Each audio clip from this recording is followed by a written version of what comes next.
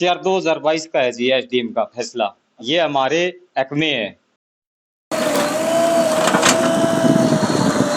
Inspector Shivani और आप देख रहे हैं देसी चौपाल।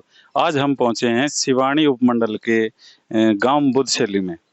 तो यहाँ पे शहीद मान सिंह जी इनका मकान पे हम पहुंचे हैं।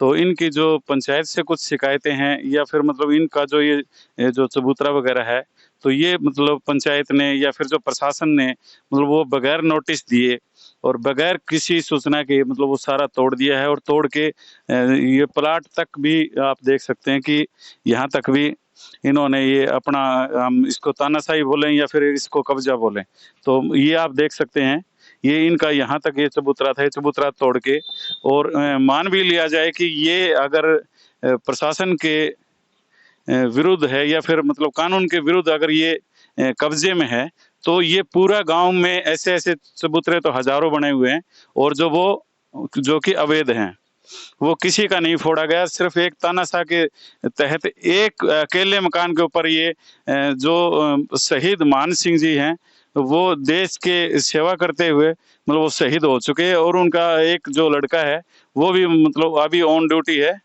वो भी अभी आर्मी में है। तो जो शहीद की पत्नी है वो इस अकेले मकान में रहती है।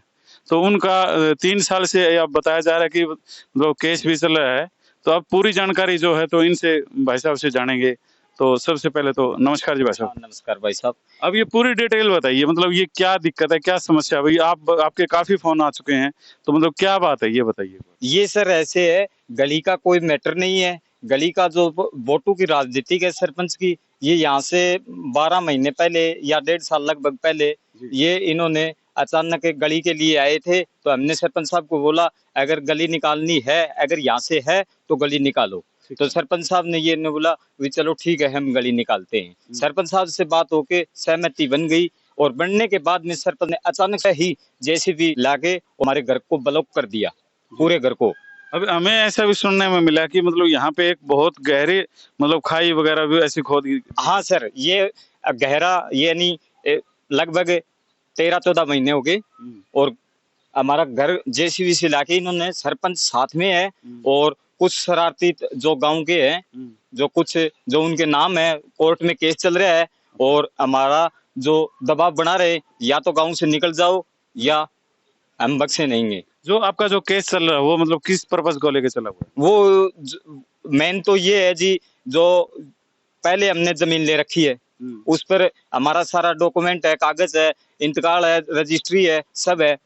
वो एक तो पहले वो चल रही है। दूसरा ये जो खाई खोद दी वोटों की राजनीति के सरपंच ने वो वोट नहीं दिए, तो ये बोल रहे हैं कि आप गांव से निकल जाओ। मतलब ये पूरे गांव में ये मतलब जैसी घटना आपके साथ हुई है मतलब किसी और के साथ भी हुई है आपके? नहीं, हमारे साथ ही है जी। हमारे दाएं और बाएं तरफ से अवैध हैं, सरपंच भी कब्जे में है, पंचायत जमीन में कब्जा। मतलब यहाँ पे रजिस्ट्री नहीं है, कोई भी रजिस्ट्री भी नहीं है हमारे भाई। यहाँ पर भी सरपंच ने पैमाइश करवाई, वहां पर उस पर 22 घर आए और उसके बावजूद भी हमारा अकेला घर प्रशासन से मिली भगत मतलब होके। क्या माने इसको? मतलब एक तो ये माने कि भी हम जैसे कि दलित होने के हिसाब से आपके ऊपर दबाव बनाया जा रहा है, या एससी एसटी केस भी लगाया था उसके? हाँ जी, एससी एसटी केस चल रहा है और वो दलित होने के बाद जो दबाव बना रहे हैं। प्रशासन का जो है वो क्या कहना है?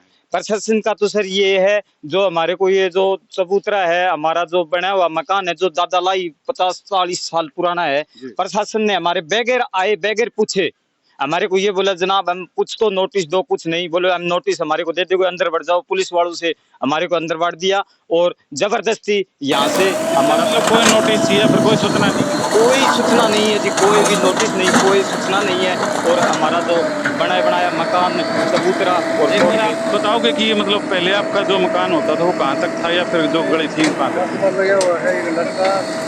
तो आप ये देख सकते हो ये इनका ये जो इसकी सानी काटने का एक गंडस्ता है, ये भी फाड़ के उखाड़ दिया गया है। और ये ईंटें वगैरह इधर और ये उस साइड भी आप दिखा सकते हैं एक बार कि ये सारे ये जोड़ में गिरे। और ये बता रहे हैं कि भाई ये जोड़ में इन्होंने मतलब ऐसे डाल दिया है। और यहाँ तक भी ये इनकी ये जो बैठक है इससे भी आगे करीबन 6-7 फुट आगे तक मतलब इन्होंने ये बना दिया है।